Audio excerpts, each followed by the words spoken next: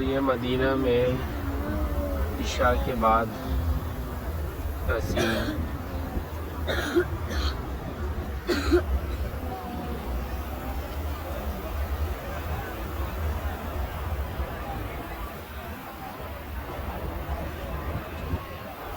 Front hotel है ये दारुल ईमान intercontinental.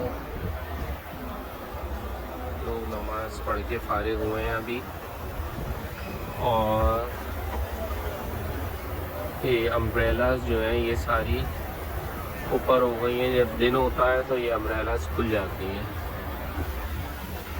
और ये यहाँ पे पानी के मिस्ट के फैंस लगे हुए हैं ताकि गर्मी महसूस ना हो।